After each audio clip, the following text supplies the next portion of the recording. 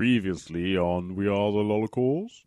We have been deposited at the end of human existence. Norfolk. Someone has left us 6 5-star reviews on iTunes. But surely that's good? No, it's not. If we don't get home in time to claim them, they give those reviews to a different podcast. This looks like a Winnebago chieftain. Like in Spaceballs.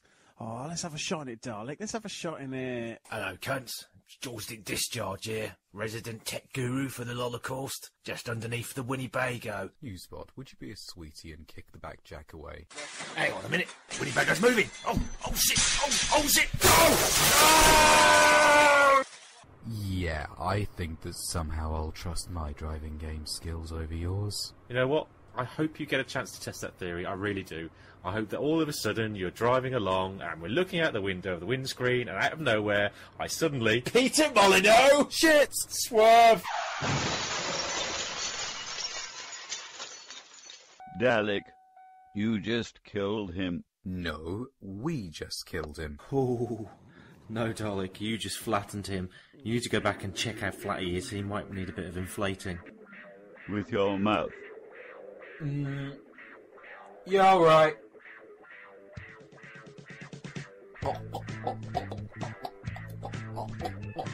Nope, he's definitely dead. Okay, let's get him in the van before Bouncy sees. Are we back at the flat yet?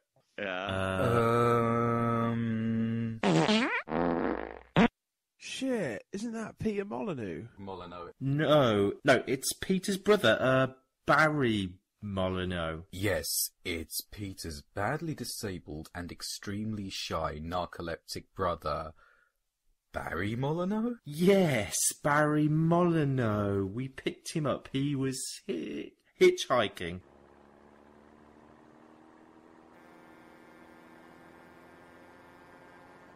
Check out this guy, up ahead, going far too fast.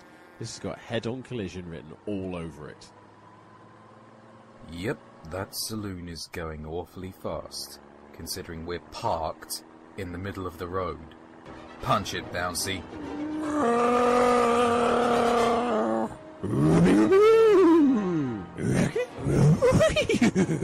Oh, my fancy ball went from Chiweet to Scooby in less than 12 parsecs. And I sympathise. I've got a couple in my bird bath. I don't know how to get them out that easily. Twang, twang, twang. Pocket Skeletor. Pockets what now? It's an open flap of fabric sewn into clothes. I am Pocket Skeletor. Welcome to Eternia, Dr. Hamhock.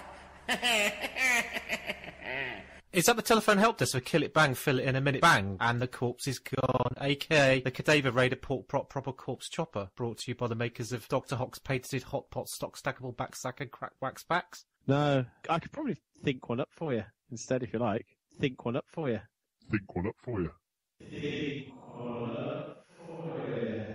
Uh-oh. Breaker, breaker. Smoky bears on our tail.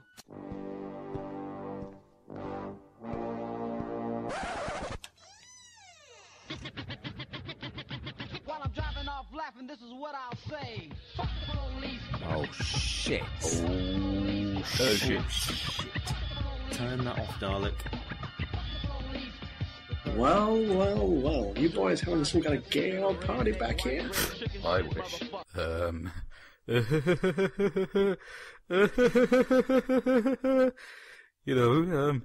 Him off the Go Compare adverts. Go Compare. Go Compare. How about a joke? Yes, a joke. Everybody likes a laugh, don't they? No, Hock. So then, guys, why are all these fucking toys in the back here? No, they're not toys. They're collectible figurines. Excuse me, officer, I wouldn't make Bouncy angry. You wouldn't like him when he's angry.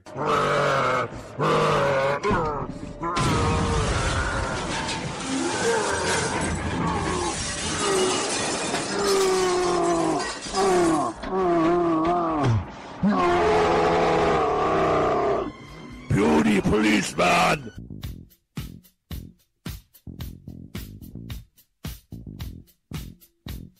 Another one bites the dust. What the? If we're all in the back, then who just started the Winnebago up? Oh, shit. First I drive, and then I give advice. Oh shit. Pockets Skeletor is driving. We were so wrong. Hang on to your seatbelts, bumbling fools. It's going to be a bumpy ride.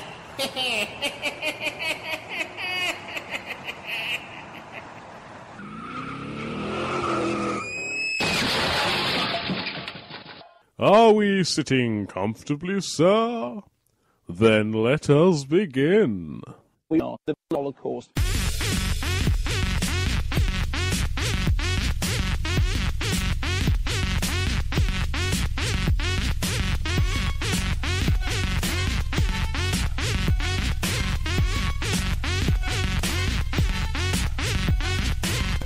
Welcome to We Are the Lolocaust. Holy shit! It's a good job I don't have eyeballs. That splinter would have popped one of them out. You vicious little shitbag. I knew I should have put my skills into bringing Hordak to life instead of you. Look what you've done to the van. Oh, piss off! Hordak is a pussy! I fought him once, you know. He had to use a shield to block my attacks while I just used my palm! My evil palm!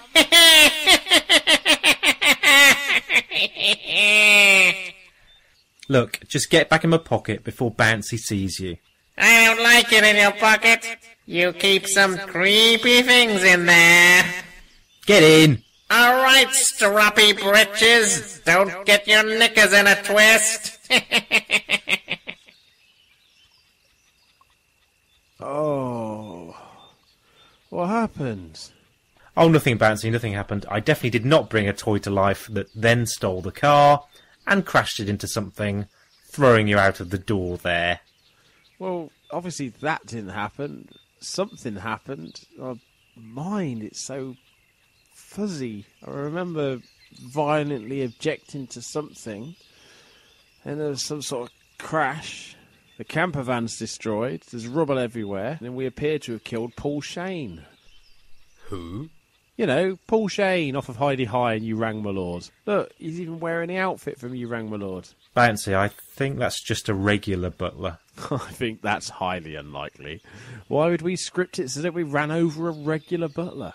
Maybe it's former butler to Princess Diana and professional traitor and media whorebag Paul Burrell. Doubtful. I hate Paul Burrell.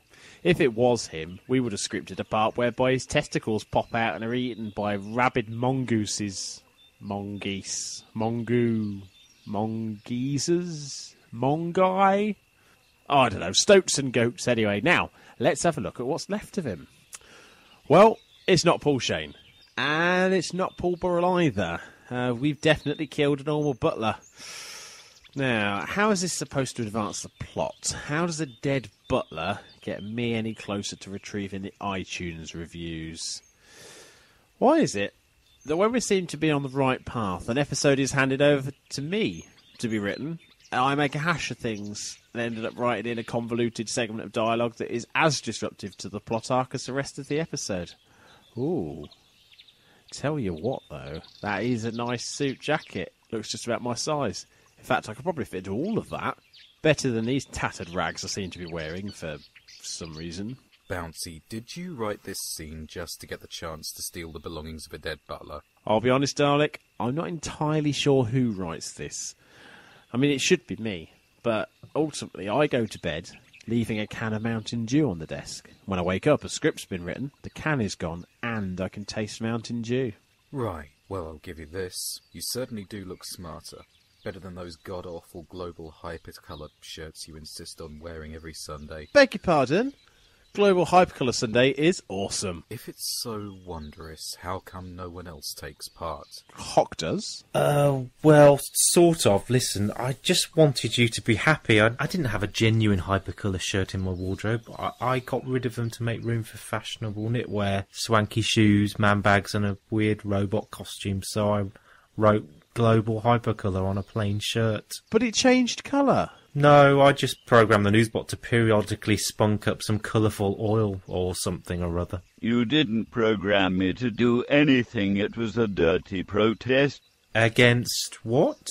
I don't have to explain myself to you, Dr. Hock. I am free to chuck my muck whenever, wherever, and in whatever hue I like.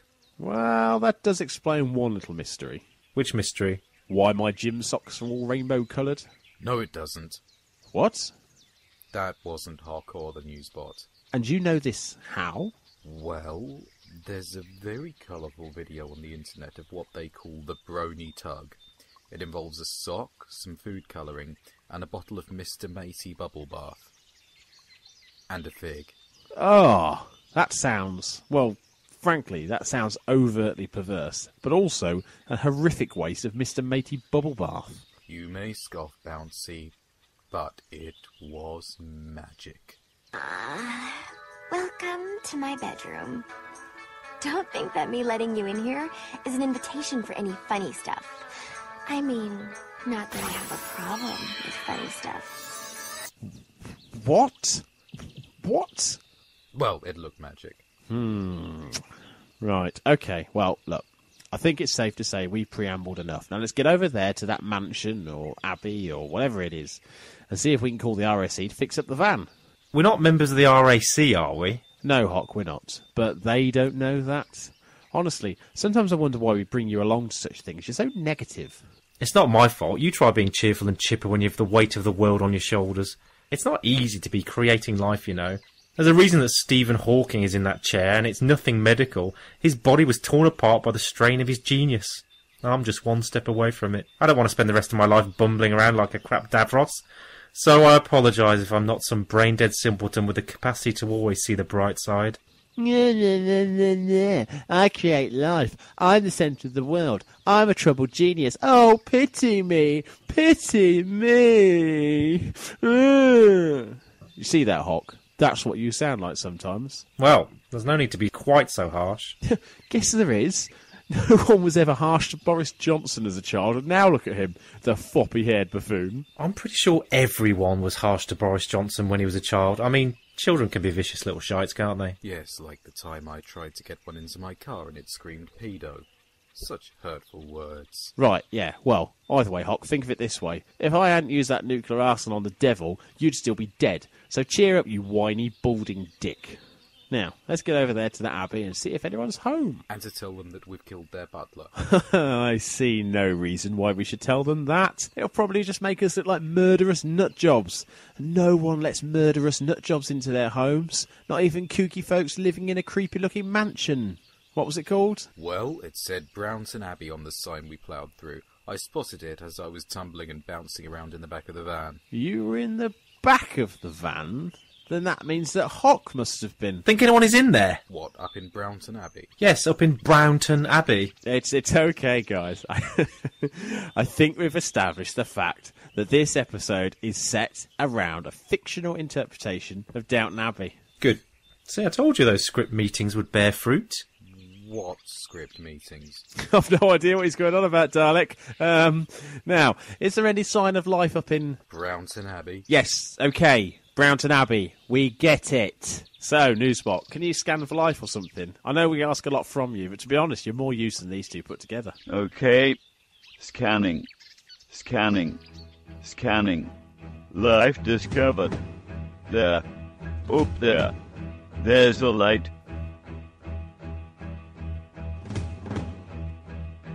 In the review section of the iTunes site, doing shy, and we won 5 stars. That's why this week I'm being less obscure. This is shy. We're going to do a Downton pastiche. This is shite.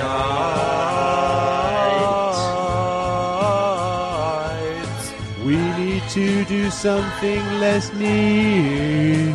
This is shite, not right. No one gets us. That's why they never listen twice.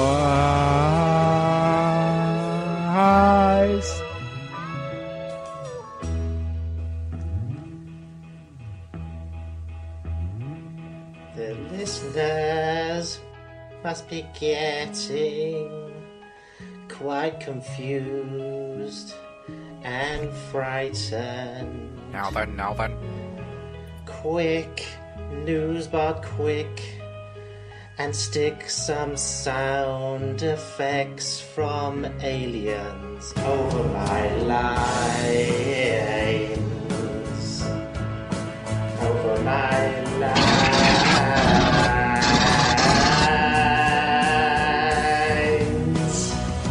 This is shite. We're going to do a Downton pastiche. This is shite. We need to do something less niche. This is shite, not right. We're the Lolocaust. We're sorry you had to hear us fight. Did you just do another one of your songs? No. Okay. I'm watching you. Now, let's try this doorbell. And so it seemed that fortune had smiled on Bouncy and Dalek, and Newsbot, and Hock, and that they had found the assistance that their plight required. Or had they? What was that? Sounded like a narrator. A narrator? Ooh, how about market? Ooh, we've clearly spent the budget for this episode wisely. Not like Series 2. Dalek. I needed to own that life-size cardboard cutout of T.J. Hooker. Look, we've discussed this before. No one needs a cutout of a Porky Shatner in a cop outfit. I did. No, you didn't. As a result, we couldn't pay the actor sitting at home to appear in the finale. You know, the guy who plays the android called Ash off of the Alien film. That upset Dr. Hock. I'm sorry. It's okay. I kept his email address and now I send him pictures of my ash tattoo from time to time. The ash tattoo on your ass. Yes, Miss Moneypenny. Excellent. I'm sure he loves that. Now, let's see if we can't figure out this doorbell. I think we pull this thing next to the sign that says Brownton Abbey. Pull this. Genius in its simplicity. Isn't it just? And I do love having a good tug on things. We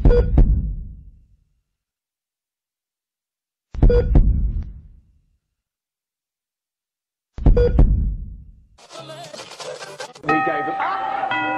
that's the door. Well, actually, it's not. That's the doorbell. This is the door.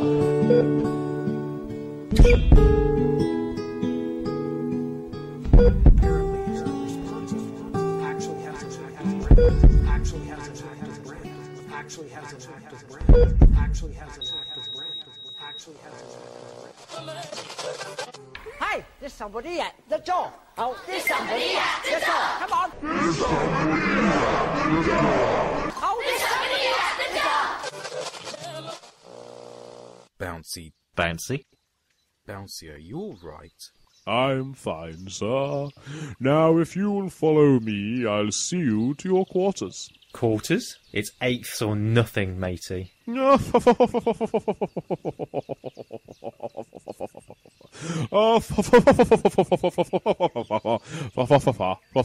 Very amusing, sir.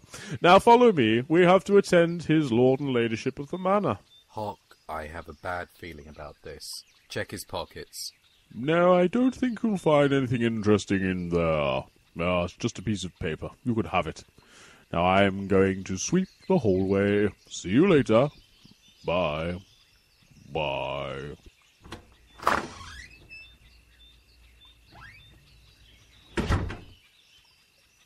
What does this little glossy card say that he had? Let me read it. If anything should happen to me, put on the jacket. The staff will know what to do.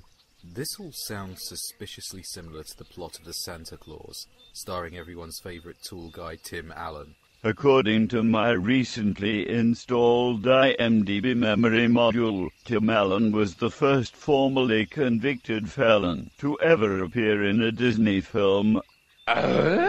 Really? Yes. Fascinating.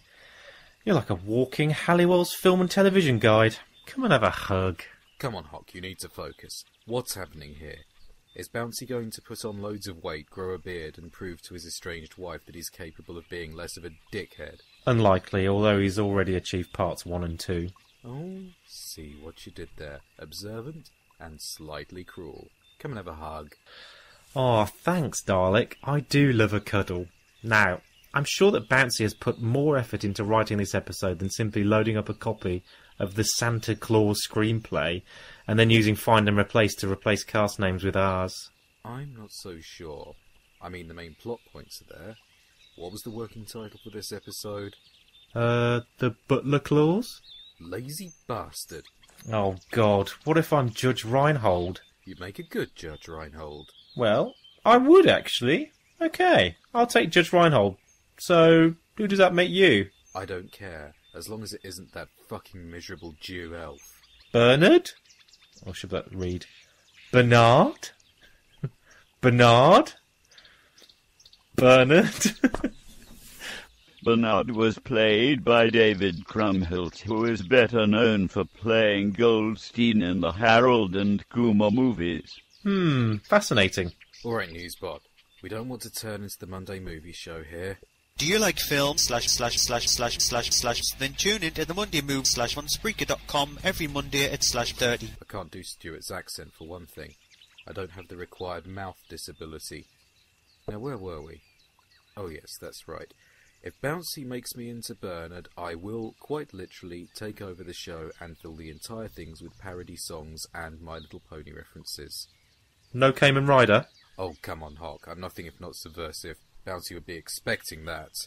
He'd even write in a part of the script which would question me as to whether or not I was going to do it. I'm the clever one, he's the predictable one.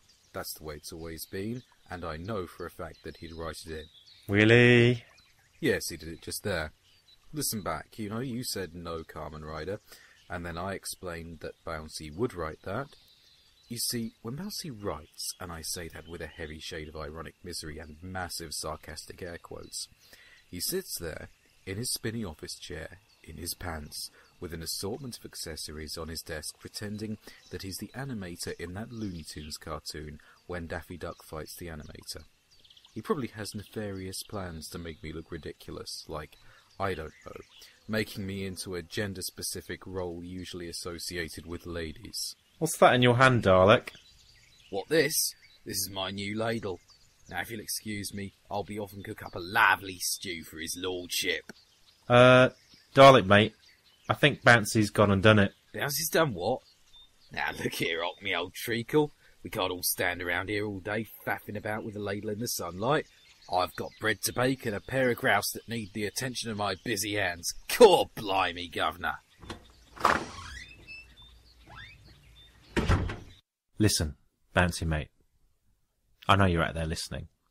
We don't exactly get on, do we? But don't write anything in embarrassing for me, will you?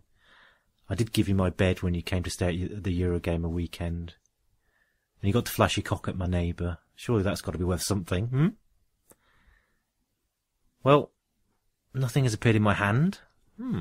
Perhaps I do get to choose my own role in this one. Nice one. Thanks, Bouncy. Later that day. What a day that's been. I've never had to lance so many boils. Cool. Glad I'm finished making up that egg custard. I'd have likely vomited in the mixture, so I would have, Squire. Oh, I don't know, Dalek. It was kind of therapeutic after a while. Kind of like popping bubble wrap, but with the added risk factor of exploding pus. Oh well, my supper will have to wait. It sounds like her ladyship is ready for her trim and tidy up. I'd better get the garden shears. God blimey, what are you wearing? This?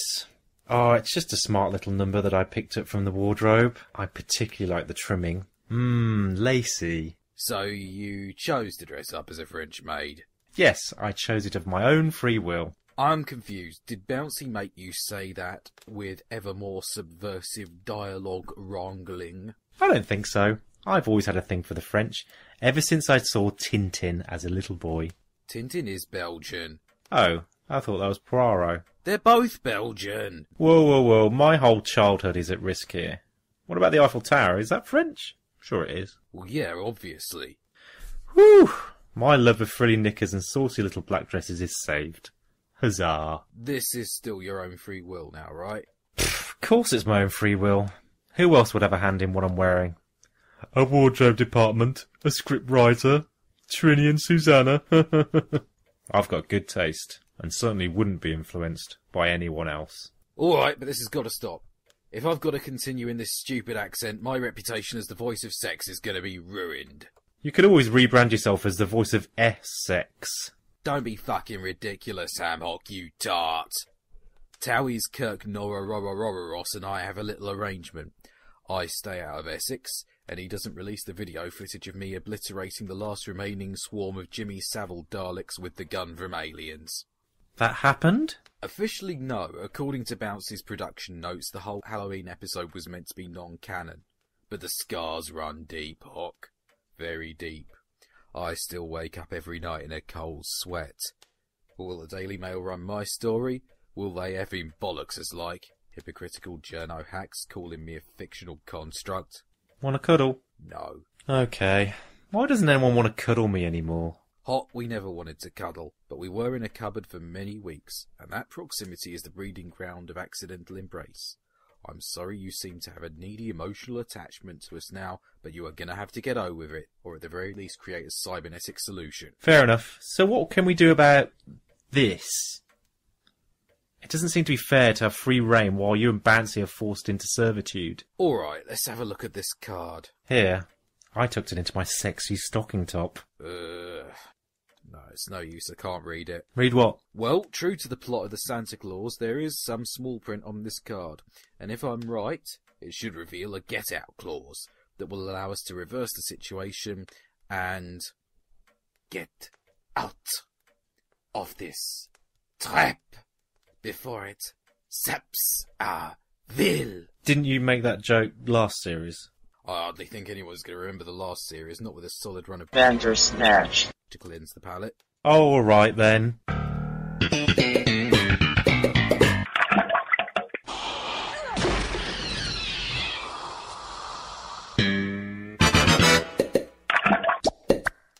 Are you proud of that legacy, Hock? Yes, I am actually. Back to this card. Newsbot, can you enhance this text for us? Okay. The small print on this card reads as follows. This contract is 100% watertight. There is no escape from here. Abandon all hope. Stuff that. Oh, that reminds me. I've got a goose to pluck. Only kidding. You sexy-voiced banana. Oh, Newsbot, you cheeky, cantankerous bucket of bolts. I know. I am a saucy madam. Now, on with the reading. The role of butler must be performed until 1. The lord and lady of the house fire you. 2. The lord and lady of the house pardon you. 3. The lord and lady of the house die. 4. The house moves to Florida. 5. You go blind. 6. The sun expands and burns the earth with solar flares. 7. You submit a letter of resignation. 8. Thursday. Thursday? Yes. It just says Thursday. Well, that's tomorrow. I can't last that long, Hock. My vocal cords are precious to many, and if I keep up this ridiculous, gravelly, non-specific accent for much longer, I may very well implode. So, we just get Bouncy fired, yeah? Well, that's an option, but there is a simpler one. Oh yes, right. I'll draft up a resignation letter now. No, I was talking about the Lord and Lady carking it. We can certainly help that along. I mean, look at us. pair of deviants and a sociopathic robot, we can achieve anything. You have been listening to We Are the Lolocaust, written and produced by Nathan Smith, Andy Simcock, and the voice of Sex, or Bouncy Ball, Dr. Ham, Hock, and Dalek. To you, I, and the interpipes. Follow us at www.lolocaust.co.uk and on Twitter at We Are, with the letter R there, The Lolocaust. You can also find us on Facebook under We Are the Lolocaust. Bye! Next time on We Are the Lolocaust. Newsbot, that was amazing. Are you mental? Sit down, both of you, and watch this episode of Red Dwarf. In these moments, you can normally find an Italian who isn't too picky. I'm glad we have a moment alone. I have some leftover coloured spunk. I cannot find the words to say how I feel. Any port in the storm.